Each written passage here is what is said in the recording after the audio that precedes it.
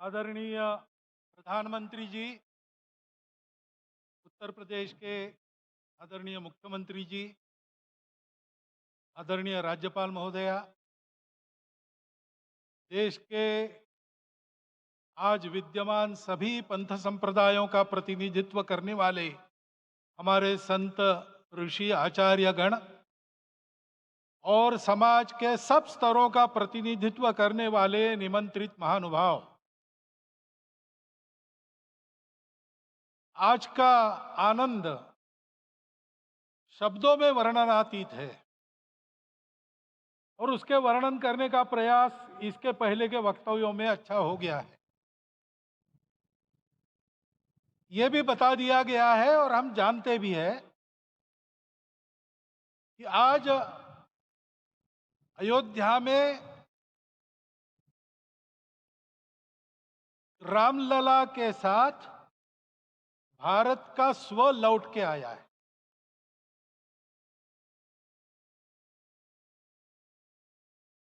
और संपूर्ण विश्व को त्रासदी से राहत देने वाला एक नया भारत खड़ा होके रहेगा, इसका प्रतीक आज का कार्यक्रम बन गया है।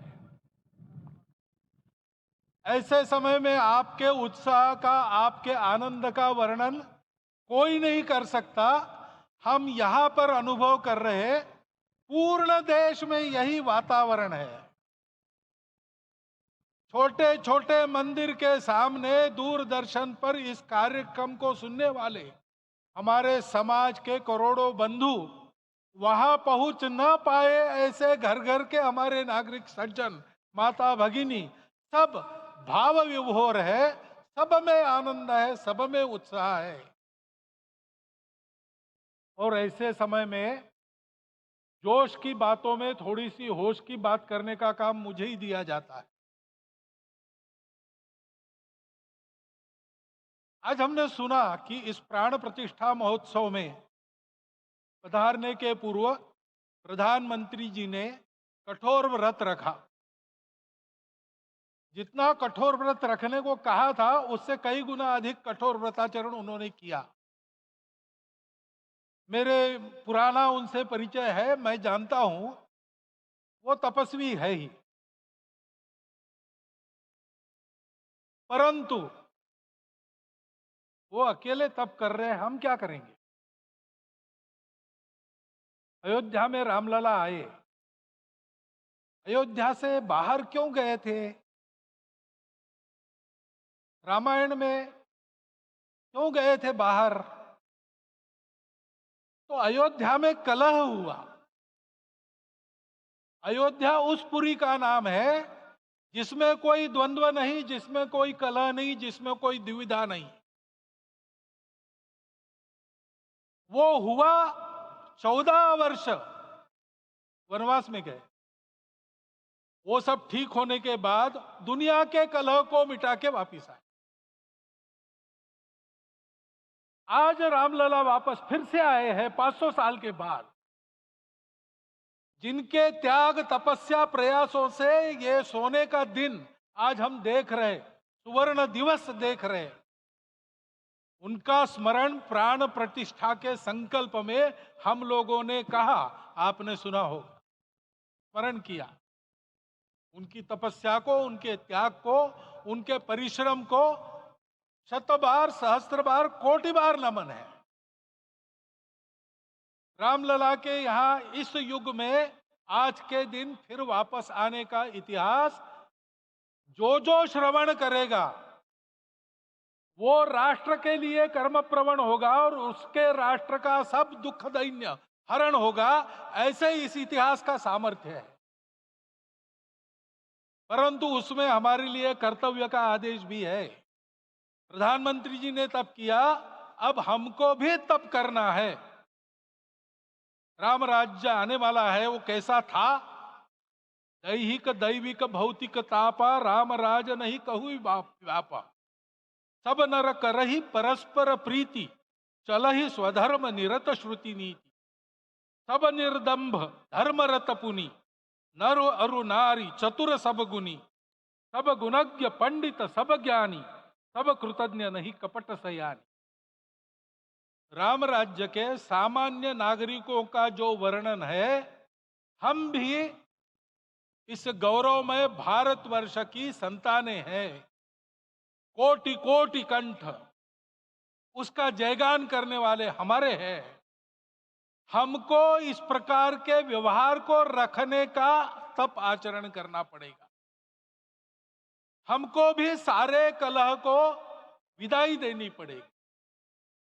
छोटे छोटे परस्पर मत रहते हैं, छोटे छोटे विवाद रहते हैं, उसको लेकर लड़ाई करने की आदत छोड़ देनी पड़ेगी।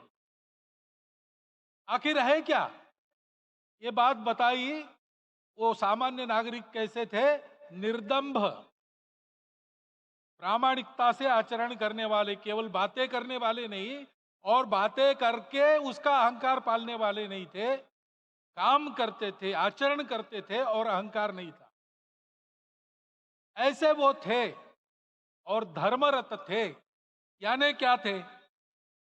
इस पर कठिन भाषा में प्रवचन बहुत लंबा हो सकता है, लेकिन थोड़े में धर्म के जो चार मूल्य जिनकी चौखट पर धर्म है, ऐसा श्रीमद् भागवत में बताया है, सत्य करुणा शुचिता तपस, उसका आज हमारे लिए युगानुकूल आचरण क्या है? तो सत्य कहता है कि सब घटों में राम है, ब्रह्म सत्य है, वही सर्वत्र है। तो हमको ये जानकर आपस में समन्वय से चलना होगा, क्योंकि हम चलते हैं, सबके लिए चलते हैं, सब हमारे हैं, इसलिए हम चल पाते। और इसलिए आपस में समन्वय रखकर व्यवहार करना, यह धर्म का पहला जो पैर है, सत्य, उसका आचरण है। करुणा दूसरा कदम है, उसका आचरण है सेवा और परोपकार। सरकार की कई योजनाएं गरीबों को राहत दे रही, सब हो रहा है, लेकिन हमारा भी कर्तव्य है, ये सब समाज बांधव हमारे अपने बंधु है। तो जहां हमको दुख दिखता है, पीड़ा दिखती है, वहां हम दौड़ जाए, सेवा करें, दोनों हाथों से कमाएं, अपने लिए न्यूनतम आवश्यक रखकर बाकी सारा वापस दे, सेवा और परोपकार के माध्यम से। यह करुणा का अर्थ आज है। शुचिता पर चलना है, यानी पवित्रता होनी चाहिए। पवित्रता के लिए संयम चाहिए, अपने को रोकना है। सब अपनी इच्छाएं, सब अपने मत, सब अपनी बातें ठीक होंगी ही ऐसा नहीं, और होगी तो भी अन्यों के भी मत है, अन्यों की भी इच्छाएं हैं। और इसलिए अपने आप को संयम में रखते हैं तो सारी पृथ्वी सब मानवों को जीवित रखेगी। गांधी जी कहते थे, earth has enough for everyone's need, but it cannot satisfy everyone's greed. तो लोभ नहीं करना, संयम में रहना और अनुशासन का पालन करना, अपने जीवन में अनुशासित रहना,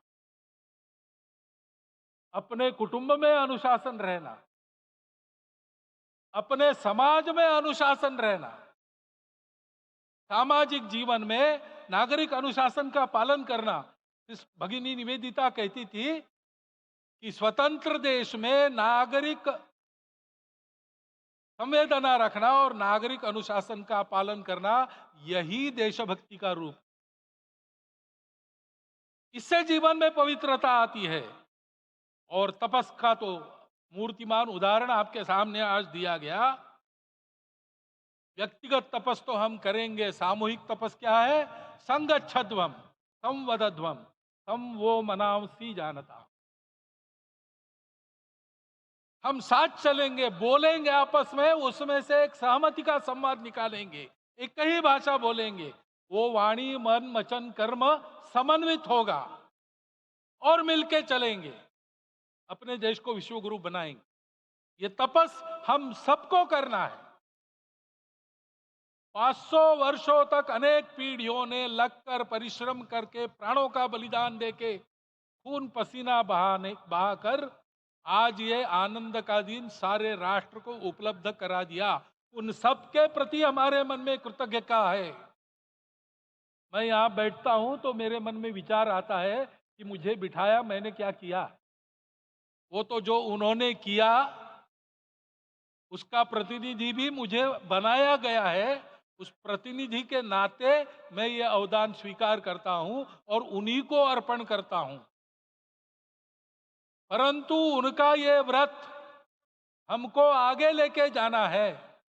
जिस धर्म स्थापना विश्व में करने के लिए राम का अवतार हुआ था, उस धर्म स्थापना को अनुकूल स्थिति अपने आचरण में अपने देश में उत्पन्न करना, यह अपना कर्तव्य बनता है। रामलला आए हैं हमारे मन को आह्लादित करने के लिए, उत्साही करने के लिए, प्रेरणा देने के लिए, साथ साथ इस कर्तव्य की याद दिलाकर उसमें कृति प्रवण करने के लिए आए हैं। उनका आदेश सर पे लेके हम यहाँ से जाए। सब लोग तो यहाँ आ नहीं सके, लेकिन वो सुन रहे, देख रहे। अभी इसी क्षण से इस व्रत का पालन हम करेंगे तो मंदिर निर्माण पूरे होते होते विश्व गुरु भारत का निर्माण भी पूरा हो जाएगा। इतनी क्षमता हम सबकी है। इसका मैं एक बार स्मरण देता हूं। आप सबको धन्यवाद।